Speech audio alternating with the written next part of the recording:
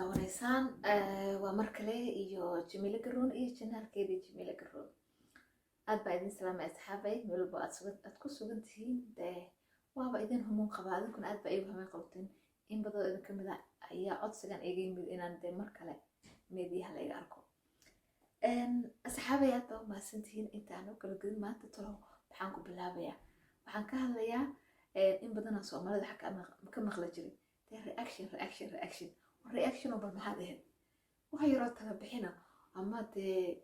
wax ka sheegid iska dhaf Soomaali waxaan ku niraa horta wax ka sheegid waayo intaan wax ka sheegid wax fiican baan ka sheegna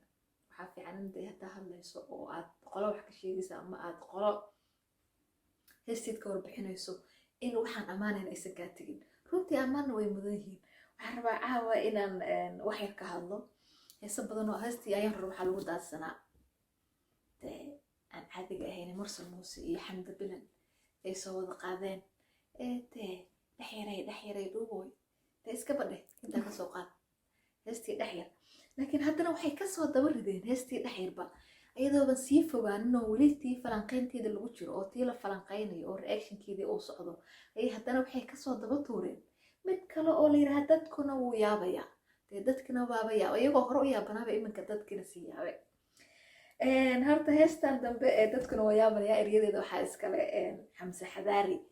laakiin dadku waxaysan weli aysan farta ku gudin oo aynan ka hadlan waxay ka wada hadlaan quruxda Xamda Bilan iyo Mursal Muuse oo kaliya laakiin weli kama hadlin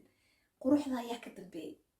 waqal studio ayaa runtii ku farayareystay waan adigu mahad celinayaa heesaha quruxda badan iyo muusiga quruxda badan iyo meel aan ku faalno oo aan muusiga qurux badan ka daawano isma naqaan laakiin aad baan ugu hambaleynayaa sababtoo ah qofku markuu wax wanaagsan la yimaado waa loo hambaliyaa si uu hore ugu socdo muusiga quruxda badan arkaysan furan loo ahaa asxaab fara badan baa horta isbahaysatay maasha Allah Liibaan Jaamac iyo saaxiibkii ayaa duubayay horta heesta aad baa loogu faraystay dadkuna wuu yaabayaa laakiin waxaa ila joogta saaxiibaday oo igu dhalisay runtii inaan heesta ka hadalno sababtuna waxay tahay waxay leedahay xilli waxaa lagu jiraa hodan ay uur leedahay oo ay fooshii isku diyaarinayso oo ay dhalmadii usoo dhowdahay marka waxay leedahay saaxiibaday su'aalahan caawa ay ila dabtamid waxaa ka mid ah xilligan Mursal waxaa laga rabay inuu hodan telefoonka ugu jiro haddaanu u dhaweyn oo dhalmadii la qaban qaabiyo laakiin iyadoo saaxiibadii ay calool buuran tahay uu isku halkaa marayo inuu dhaxyaray soo qaado kuma habooneyn waxaa kaloo leedahay dadkuna wuu yaabayaa gabadhii oo dhal rabta waxay noqon karta weli lama garan karo Faadimoy adu kaamirada caawa ka dhuumisay gadaasheeda joogtaa laakiin hodan iyo Mursal waxaa laga yaabaa inay ku daawadaan heestuna sida loo wado mooyaane ay si kala noqoto maxaad ku dhaliya su'aalaha caawa adoo kaamiradan ka dhunto gadaasheeda ka hadlayan kuu jeedo run ahaantii Xamda iyo Mursal ayadoo hees lala yaaban yahay baraha bulshada soo gaartay haddana hees kale waxaa soo gaartay dadku way yaabayaan because inay heestii hore daba socotay aniga aan filayaa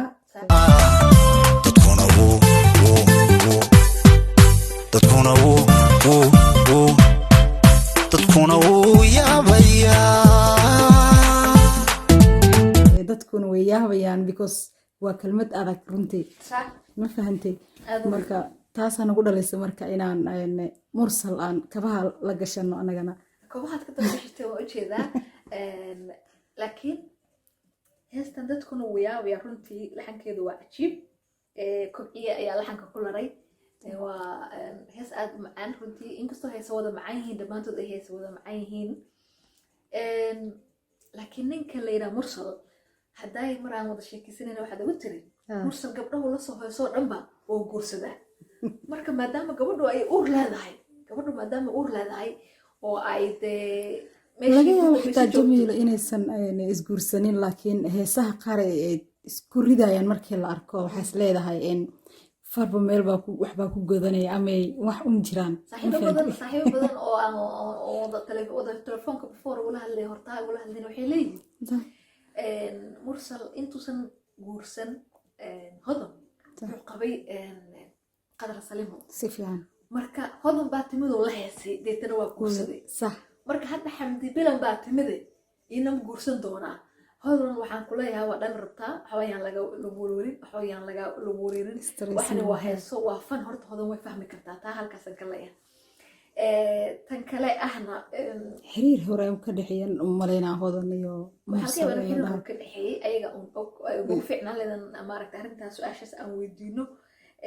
laakiin arrintan far baa ku godan wixii far ku godnaado waxaa la warkii jiraaba uu imaan doonaa meeshuu yimaado Soomaalida meel kale sheegtaa laakiin anigu meesha hadda aan kuma dhaqanayo fikirkaada adoo soo koobay maxaad malaynaysaa والله labada dhinac way noqon kartaa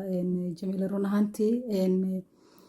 inay isguursadaan way noqon kartaa ay dadka shacabweynaha ka dhabeeyaan because heesta hadalka ku jira waa hadal weyn oo wax weyn xambaarsan